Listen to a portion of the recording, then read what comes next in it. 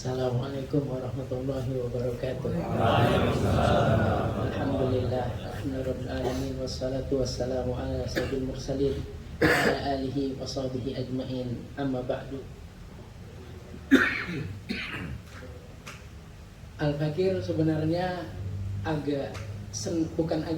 senang karena ngelihat ini majelis di bengkel di bulan Rabiul Awal. Tadi Al-Fakir tanya sama guru kita Habib Ahmad Mustabah, ternyata di sini ada bulanannya. Ini mungkin nanti di akhir hayat, di akhirat nanti, gara-gara pengajian ini jadi satu kesaksian. Kesaksian apa? Ini tempat bakal jadi mulia. Karena kenapa? Ada zuriat Nabi Muhammad SAW, dibaca maulidnya, ada majelis-majelis ilmu. Karena yang kita tahu, yang ada, yang kebiasaannya, tiba kita dengar bengkel itu kan pasti tempatnya jorok, tempatnya orang jual beli. Jarang sekali ada bengkel yang buat sistem pengajian, adanya rutinan, apalagi yang hadir para pegawai, para teknisi-teknisi, sehingga secara tidak langsung yang punya bengkel ini punya niat baik kepada siapa? Kepada antum semua. Teknisinya bukan sekedar dikasih ilmu teknisi mobil, tapi apa? Ilmu teknisi yang mungkin ilmu itu bakal bantu antum untuk mendapat keridhaan Allah Subhanahu wa taala. Gitu. Jadi ini sangat bagus. Karena kenapa? Kita tinggal di ibu kota ya, kayak kata Ustadz Ridho tadi, apalagi Al-Fakir itu dari Medan, terus pindah sempat di Surabaya, terus ini udah 2 bulan di Jakarta dan di Jakarta Selatan, Jaksel. Memang benar kata Ustadz Ridho, Jaksel itu beda sama Jakub, beda sama Jaktim, beda jauh gitu. Tinggal kita benar-benar hidup dan berteman sama siapa. Seperti kata Ustadz Ridho, kita ini nyerupain siapa? Karena kenapa? Nabi kan pernah bilang, anta ma'aman ahbabta, engkau itu bersama orang yang engkau cintain. Kalaulah udah di akhir zaman seperti ini, kita untuk nutup pandangan aja susah. Weekend harus ada waktu untuk keluarga, nge-mall, ngeliat yang gak pantas dilihat. Terus hari-harinya kita juga masih punya cinta sama orang-orang yang mungkin sujud aja sama Allah nggak pernah. Orang-orang yang kita banggakan, kemana beli tiket GP, kemana beli tiket World Cup untuk nonton di Qatar. Ada orang-orang yang dibanggakan. Ini sangat berbahaya sebenarnya. Karena kenapa? Nanti bisa masuk ke hadis yang tadi. Kamu itu bakal dikumpulkan kepada orang yang engkau cintai. Maka dengan adanya majelis ilmu, dengan adanya majelis taklim, dibacakan maulid Nabi Muhammad SAW, itu semata-mata untuk menimbulkan cinta kita kepada baginda Nabi Muhammad SAW. Apalagi disampaikan oleh zuriat guru kita Habib Ahmad Mustabah bin Syihab. Ini suatu kebanggaan dan suatu anugerah rezeki bagi kita semua. Dan jangan lupa setiap hadir majelis, setiap hadir majelis maulid, majelis taklim, perbagusin niat kita. Karena kenapa? Segala sesuatu perbuatan kita itu tergantung niat. Karena kenapa? Di dalam hadis Bukhari, di pertama kitabnya Riyadhus Shalihin punya Imam Nawawi, hadis pertamanya apa? Innamal a'malu binniyat. Gitu. Jadi Imam Nawawi udah tahu, udah seharusnya ngajarin kita nih, ya, supaya kita nih peka. Sebelum ngapa-ngapain, sebelum baca hadis semuanya, kita perbagusin niat dulu. Berlaku untuk semuanya. Karena kenapa? Innamal a'malu binniyat.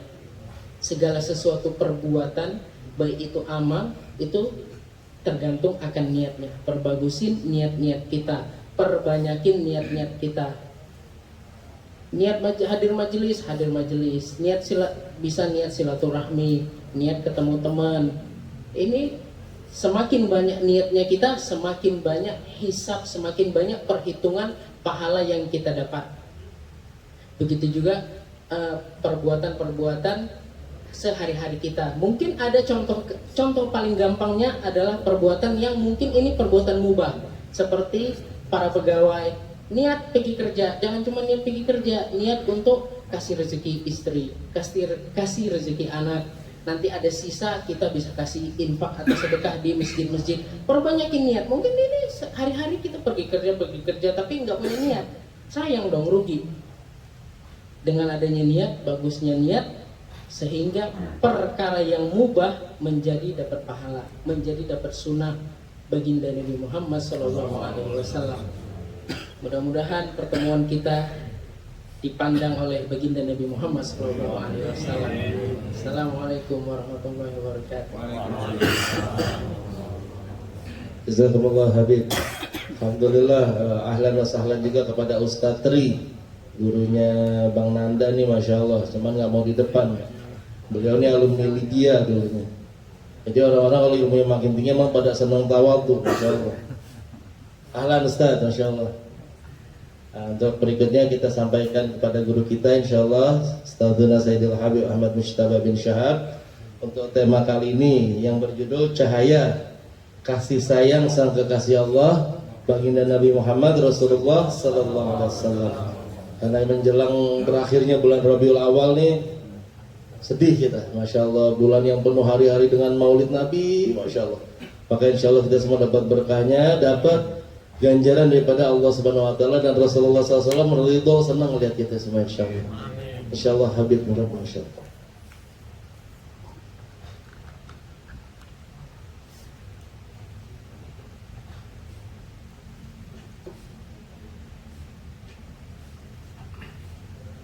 Assalamualaikum warahmatullahi wabarakatuh. Alhamdulillahirabbil alamin wa bihi nasta'in ala umuri dunya waddin. Allahumma shalli wa sallim ala sayyidina Muhammadin wa ala alihi wa sahbihi ajma'in. Subhanaka la ilma lana illa ma 'allamtana innaka antal alimul hakim. Wa tub 'alaina innaka antat tawwabur rahim. Allahumma ya fattah ya alim ya fattah ya alim ya fattah ya alim iftah 'alaina fathan qariba ya arhamar rahimin.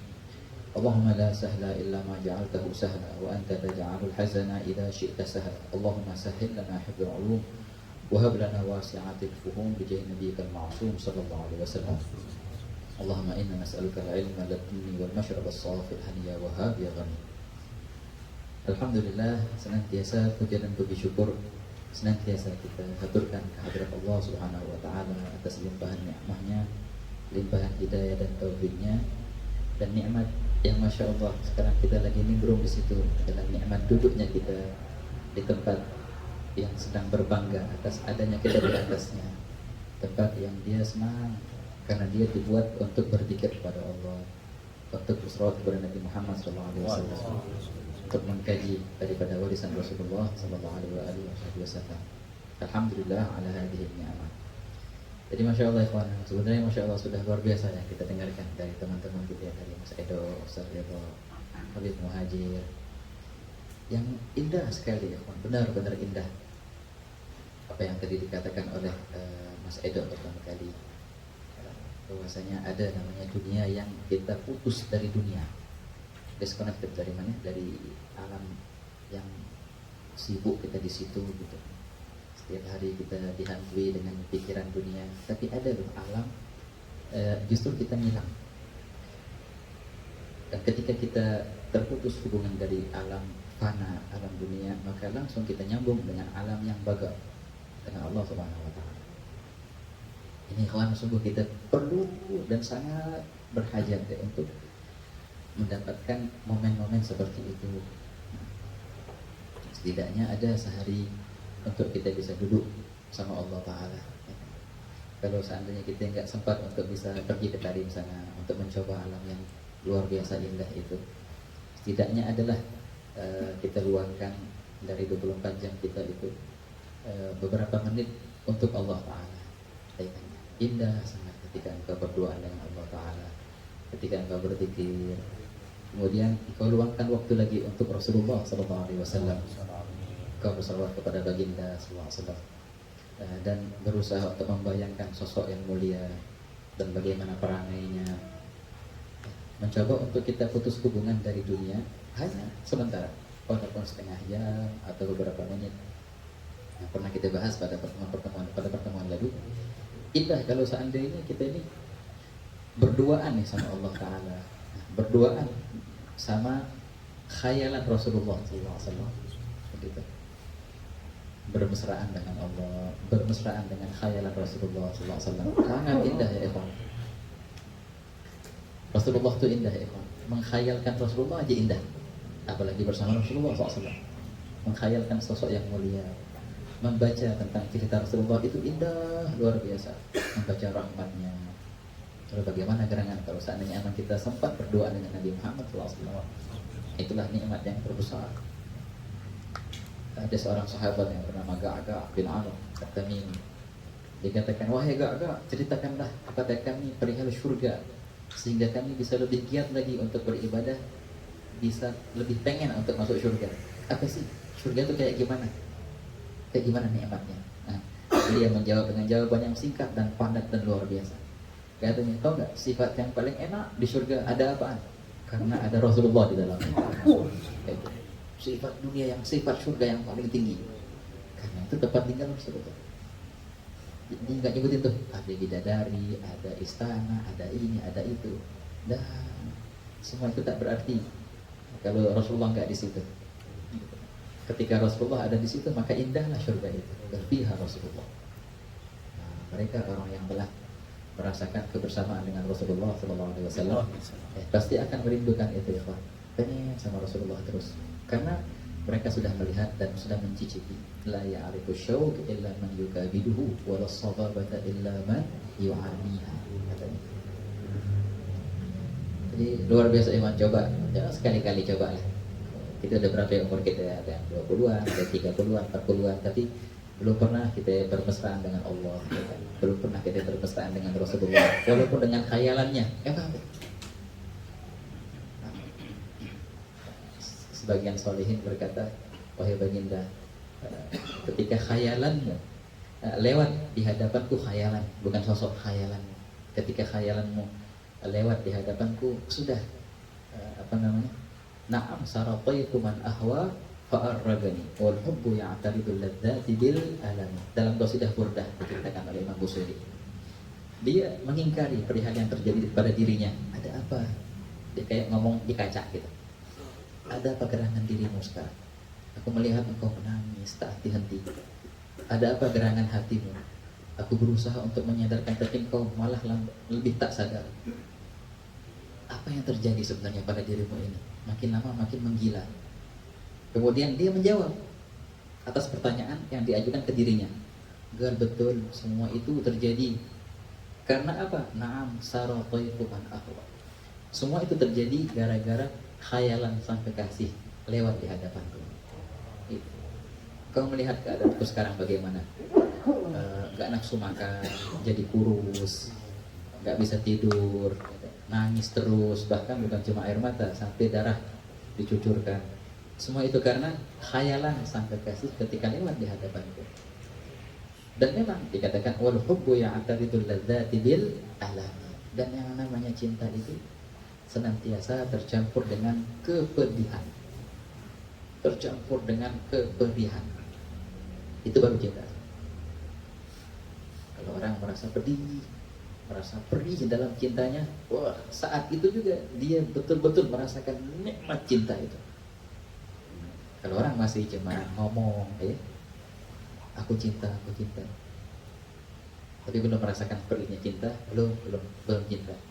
Justru kadang-kadang orang yang nggak ngomong, dia lebih membara cintanya itu. Wah, kata, ayya asyiqan talifat fil hubbi muhjatuhu kitmanukal hubb fil ahsya'i yu'dhiha. Wahai orang yang mabuk dalam cintanya, ketika engkau memendam cinta itu, maka sungguh cinta itu akan lebih membara di hatimu. Itu biasanya gitu. Nah begitulah, ketika lewat khayalan sang kekasih, aku tidak bisa menahan mata untuk menangis, tidak bisa menyuruh mata untuk tidur, tidak bisa untuk menyuruh makan, semua itu hilang karena aku sedang menikmati perihnya cinta. Indah ikhwan kalau orang orang sempat jatuh cinta dia gitu, indah luar biasa hidupnya. Itu dimulai dengan apa? Dimulai dengan berusaha untuk bermesraan dengan yang dia cintai, berduaan dengannya dalam kegelapan malam, apalagi nikmat banget malam-malam. Duduk berdua sama Allah Ta'ala, sholawatan kepada Rasulullah, berusaha untuk menghayalkan bagaimana sosok Rasulullah SAW. Wah, nikmatnya luar biasa itu. La ilaha illallah.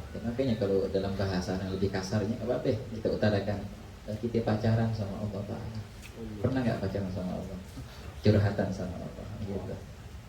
Kita pacaran sama lawan jenis, berusaha untuk menyenangkannya, kita traktir, dengerin ceritanya, dan kita ceritakan kisah piluh kita kepadanya. Cuma itu, girangnya sampai situ. Tapi kalau seandainya engkau pacaran sama Allah, engkau ceritakan kepadanya kepiluhanmu, engkau ceritakan kepadanya suka dan dukamu, Allah akan menanggapi. Dan ketika Allah menanggapi, Allah akan memberikanmu solusi. Gitu. Ketika engkau menyerahkan dirimu kepadanya. Begitu pula ketika engkau bermesraan dengan khayalan Rasulullah SAW, baginda akan menanggapi ya. Senantiasa Rasulullah itu pasti akan membalas dengan kebaikan. Rasulullah nggak pernah nyuekin, nggak pernah. Senantiasa baginda membalas dengan kebaikan. Walaupun musuh berbuat jahat dengan Rasulullah, tapi nggak pernah Rasulullah membalas dengan keburukan. Nggak pernah sama sekali. Kayak dalam cerita itu kan, Masya Allah, dalam cerita itu ada seorang yang kafir, orang Yahudi, orang kafir yang memusuhi Rasulullah SAW, yang pernah baginda SAW mempunyai muamalah jual beli dengannya, dan Nabi SAW sempat meminjam beberapa harta darinya, minjam uang darinya, dan baginda janji akan mengembalikan uangnya di waktu tertentu. Nah, ini orang sebenarnya ahli kitab, dia membaca kitab Taurat dan Injil, dan dia mengetahui tanda-tanda Nabi akhir zaman. Nah, ceritanya dia pengen uji, betulkah Nabi akhir zaman? Jadi apa yang terjadi? Dia akhirnya datang ke Rasulullah SAW, mau nagih hutang sebelum datang tempo. Masih lama tempo, tapi sengaja, seakan-akan temponya sudah datang, bahkan seakan-akan Nabi SAW telat bayar hutang. Datang dengan marah-marah. Itu di Madinah itu. Di Madinah ketika Nabi SAW dalam masa jaya yang luar biasa, sahabat banyak, ada Sayyidina Umar, Sayyidina Abu Bakar Siddiq yang mengawal Rasulullah SAW terus gitu. Ketika si Yahudi orang kafir datang, langsung main kasar, dan cara ngomongnya kasar, dan juga main tangan. Kata, ya Muhammad, bayar hutang. Sesungguhnya engkau terkenal dari keluarga yang tidak bayar hutang. Nyinggungnya bukan nyinggung Rasulullah saja, nyinggung keluarga. Itu kan kalau orang ngatain kita oke lah, tapi kalau ngatain orang tua, ngatain marga, itu lebih ini lagi ya kawan. Kalau dalam hadisnya fa'innakum Quraisy yu'raf bil mutul. Mutul itu artinya orang yang enggak bayar hutang. Jadi gitu, dia nyinggung dengan sangat. Sampai-sampai Sayyidina Umar nggak kuat dengar singgungan yang luar biasa itu. Akhirnya bangun Sayyidina Umar, langsung buka pedangnya. Ya Rasulullah, izinkan aku untuk menebas orang ini. Tapi Nabi SAW berusaha untuk menenangkan Sayyidina Umar. Tenang. Nabi SAW menanggapi tagihan utang dari orang itu. Ya, kau akan bayar sekarang. Nabi tahu pada hari ini belum waktunya. Bisa saja Nabi bilang kan belum waktunya, tapi enggak, bukan begitu cara Rasulullah SAW. Saya bingung ikhwan, Rasulullah itu enggak pernah ngecewain orang, walaupun orang itu salah atau sengaja salah, tapi sama Nabi enggak mau orang itu kecewa atau enggak mau orang itu merasa malu di hadapan Nabi SAW. Nah gitu Rasulullah. Makanya setiap orang yang ngomong sama Rasulullah, yang interaktif sama Rasulullah, pasti akan mengira dirinya adalah orang yang paling disayang oleh Nabi Muhammad SAW. Karena cara ngomongnya yang sangat halus, senyum, gak pernah pisah dari mulut baginda SAW. Senyum terus, daimul bisyr dalam syama'il, senyum terus. Walaupun musuh, ketika ngomong dengan Rasulullah, pasti baginda senyum. Dan setiap orang yang ngomong pasti akan mengira aku adalah orang yang tersayang. Caranya bagus Nabi SAW ngomong itu. Gak pernah bilang tidak. Marwahu Jabir kan, lam yakul la ghatu, tidak pernah Rasulullah bilang tidak. Akhirnya apa ceritanya itu? Nabi SAW bilang, iya aku akan bayar sekarang. Dan Nabi SAW berusaha untuk menenangkan Sayyidina Umar. Sayyidina Umar ganas nih ceritanya. Tenang, tenang wahai Umar. Akhirnya apa terjadi? Nabi SAW membawa tangan Sayyidina Umar. Sayyidina Umar sempat membuat orang itu takut karena lihat pedang di atas kepalanya. Dibawa Sayyidina Umar sama Nabi SAW masuk ke dalam. Dia bilang kayak gini, Sayyidina Umar, ya Rasulullah ini, wahai Umar, baginda bersabda kayak gini, wahai Umar, sungguh aku dan ia lebih membutuhkan perilaku tidak seperti ini darimu.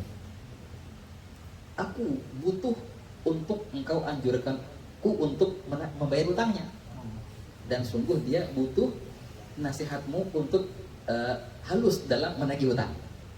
Kira Umar, bukannya begini caranya kalau bahasa kita, bukan begini cara menakut-nakutin orang, enggak. Semestinya engkau suruh dia untuk halus dalam menagih hutang, dan engkau suruh aku untuk bayar hutang. Gitu kata Nabi SAW. Seakan-akan baginda yang salah. Dan Sayyidina Umar dibawa ke dalam, akhirnya berapa hutangnya? Dalam riwayat 400 dinar. Adanya 400. Dan Nabi SAW nyuruh Sayyidina Umar, nih wahai Umar, kau ambil ini, kau kasih ke orang itu, ini hutang dari itu. Dan Nabi SAW tambahin lagi beberapa beberapa dinar. Ini Sayyidina Umar bilang, ini buat apa Rasulullah? Ini hadiah untuknya. Maka nama rawa'atahu. Nah, sebagai ganti ruginya atas ketakutannya kepadamu. Nah, dia kan sempat takut, terus ganti rugi itu. Ini hadiahnya nih, dikasih bonus sama Nabi SAW. Bingung Sayyidina Umar. Sayyidina Umar datang ke orang Yahudi itu, ini utangnya Rasulullah, ini utangnya Rasulullah, dan ini hadiah dari Rasulullah. Sebagai ganti rugi aku telah menakut-nakutimu. Apa yang terjadi? Langsung ini orang bilang ke Sayyidina Umar dan sahabat-sahabat yang di situ di hadapan baginda SAW, sungguh ketahuilah, aku menagih hutang ini sebenarnya belum datang temponya, tapi aku sengaja. Kenapa? Karena aku membaca dalam kitab yang terdahulu, Injil dan Taurat, bahwasanya Nabi akhir zaman itu orangnya adalah sangat sabar. Bahkan bila mana dijahili maka makin sabar. Makin dijahili makin sabar. Makin dirangsang untuk marah, makin tidak marah. Dan sungguh aku buktikan sifat ini sekarang. Sungguh aku telah melihat semua sifatnya, kecuali dua ini aku belum melihat, tapi aku melihat dua sifat ini sekarang. Nah, akhirnya dia ulurkan tangannya dan syahadat akhirnya. Syahadat Allah, syahadat Rasulullah. Nah, begitu Rasulullah SAW, rahmatnya luar biasa. Nggak pandang bulu, nggak pandang muslim atau kafir, semuanya. Kalau rahmat untuk semua, wa arsalnaka illa rahmatan lil alamin, untuk semuanya, ikhwannya, semuanya rahmat baginda SAW. Kemarin kita ceritakan di Bintaro kemarin, Rasulullah itu hatta sama hewan pun rahmat. Salihi nyebutin di Subuh Huda wa Syafiq, ketika perang Fathu Makkah 10.000 pasukan Nabi SAW. Akhirnya mau lewat, udah dekat lagi nyampe Makkah. Akhirnya pas di jalan itu ngelihat ada anjing lagi nyusuin anak-anaknya dari jauh. Begitu ngelihat, ini bahaya nih. Kalau kita terusin jalan, ini anjing bakal gelisah. Soalnya tepat di depan rute kita. Nabi SAW menyuruh seorang sahabat yang namanya Jamil bin Suraqah, "Hei Jamil, engkau turun, engkau hadang pasukan ini, engkau berdiri di hadapan anjing itu, di depan anjing itu yang lagi nyusuin, engkau hadang pasukan kita ini, engkau belah dua, bagi dua, yang kanan sama yang kiri. Jangan sampai ada dari pasukan ini yang lewat berdekatan dengan anjing yang nyusuin itu. Biar apa? Biar dia nyaman nyusuin. Jangan diusik. Jangan sampai gara-gara pasukan ini akhirnya itu anjing bangun nggak tahu kemana. Jangan. Engkau belah pasukan ini." Dalam strategi gerak, rutenya pasukan itu perihal yang sangat dipertimbangkan. Tapi Nabi SAW rela untuk menggugurkan ini demi kenyamanan siapa? Bagi manusia. Bukannya hewan biasa, anjing yang lagi nyusuin anak-anaknya, biarin dia. Gitu. Luar biasa ya. Nah, jadi nggak heran nih hubungannya sama yang dibahas sama Ustaz Ridho tadi. Kalau saya Mus'ab bin Umair ya kan, yang tadi ini orang yang Masya Allah keren, ganteng, luar biasa, terkenal di Mekah itu Mus'ab bin Umair, orang yang ya luar biasa. Tapi kok bisa wafatnya sangat sederhana, cuma ada satu kain. Jawabannya satu. Apa yang buat Sayyidina Mus'ab bin Umair dalam keadaan seperti itu? Jawabannya satu, karena beliau jatuh cinta kepada Rasulullah. Ketika dia jatuh cinta, ya sudah. Orang yang cinta itu kayak gitu, Pak. Orang yang cinta itu apapun yang dia korbankan demi orang yang ia cintai, itu baginya sedikit, baginya sangat sedikit. Harta paling murah. Di atas harta apa? Waktu dia akan korbankan demi orang yang ia cintai. Bahkan ruh pun baginya itu murah. Yang dalam syair dikatakan, akhadtum ba'd wa hakadha fama yadurru law kana 'indakumul kullu malaktum muhjati wa huwa arkhasu ma 'indi. Ada ajib jiddan. Ruhu juhdul mugil, dia bilang, sungguh kalian wahai orang yang aku cintai telah mengambil sebagian dari apa yang aku punya, waktuku, pikiranku, hartaku. Namun apa salahnya kalau seandainya kalian mengambil semua yang aku punya? Ambil semuanya, itu murah demi bisa bersama denganmu. Dan sungguh aku serahkan ruhku kepada kalian. Dan sungguh ruh itu adalah perihal yang paling terakhir yang aku bisa serahkan kepada kalian. Aku nggak punya apa-apa selain ruh. Nih, ruh ambil. Bagi mereka, ruh itu sangatlah murah demi kebersamaan dengan orang yang mereka cintai. Karena satu ikhwan, karena mereka telah jatuh cinta, karena mereka telah merasakan indahnya cinta itu, karena mereka telah merasakan indahnya kebersamaan dengan Nabi Muhammad SAW. Kita dengar cerita kayak tadi kan, kayak Ustaz yang Habib Muhajir ceritakan, Masya Allah, cerita sahabat-sahabat, cerita para awliya arifin. Karena nggak heran, karena mereka telah merasakan nikmatnya cinta. Mau nggak kita rasakan nikmatnya itu gimana?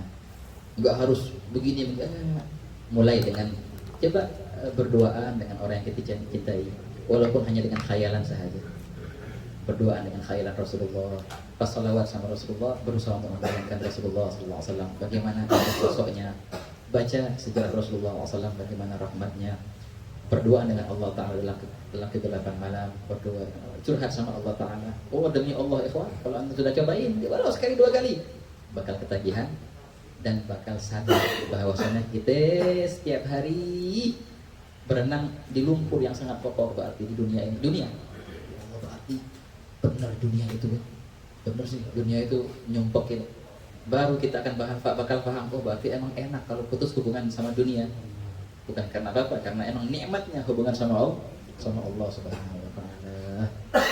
Semoga Allah Ta'ala berkahi majelis ini, dan Allah Ta'ala cicipkan sebutir daripada cintanya kepada kita. Ya Allah, bidzarrah min mahabbatillah nafna biha an kulli ma siwallah wa la nara min ba'diha siwallah. Ya Allah, cicipkanlah kami sebutir dari cintamu, sebutir dari cahaya kasih sayang kekasihmu Nabi Muhammad SAW, sehingga kami bisa merasakan apa yang dirasakan oleh para sahabat, para aulia sholihin, mendambakan kebersamaan dengan Rasulullah, sehingga Engkau memberikan kami kebersamaan itu walaupun dalam mimpi kami, walaupun ketika kami sakaratul maut, dan kemudian kebersamaan itu akan bersama kami pula nanti di padang mahsyar, kemudian di barzakh, dan kemudian di akhirat nanti insyaallah bersama Nabi Muhammad sallallahu alaihi wasallam. Allah Ta'ala berkahi insyaallah majelis ini, yang hadir di sini juga Allah Ta'ala luaskan rezekinya zahir dan batin.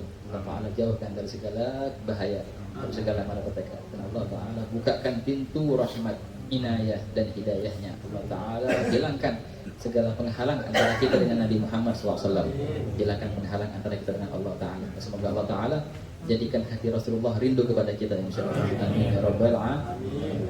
Silahkan kalau ada yang mau nanya pada guru-guru yang tadi barusan menyampaikan materinya atau tausiahnya, silahkan. Bapak. Ya, ada yang mau bertanya kepada guru kita Sayyidul Habib Ahmad Mustafa, atau kepada Edo, atau kepada Ustaz Ridho, atau pada Habib Muhajir, silakan, fadhol. Enggak apa-apa Pak, enggak usah malu-malu. Ini mumpung ada Ahlul Bait, nanti di padang mahsyar kalau kita nggak kenal sama Ahlul Bait susah Pak, ada persyafaat ntar ribet. Nah, jadi sini kenalan dulu. Kalau dia kenal, ya Allah minimal seumur hidup pernah nanya sama Habib satu orang, ya Allah. Gitu. Kalau Allah ridho apa? Ya sama Habib didoain, Allah bertahu udah masuk surga. Masuk surga bukan karena amal Pak, tapi karena Allah ridho. Karena rahmat Allah dan rahmat Allah turunan dari Rasulullah SAW. Ayo nanya Pak, jangan malu-malu. Masya Allah. Ini kalau gue buka hadiah 100 juta banyak yang nanya nih. Kasih hadiah surga gak ada yang mau nanya. Ajib juga antum, Masya Allah. Puji Tuhan juga nih. Ayo ada yang mau nanya Pak Zainal, fadhal sahibul kita, ada yang mau nanya?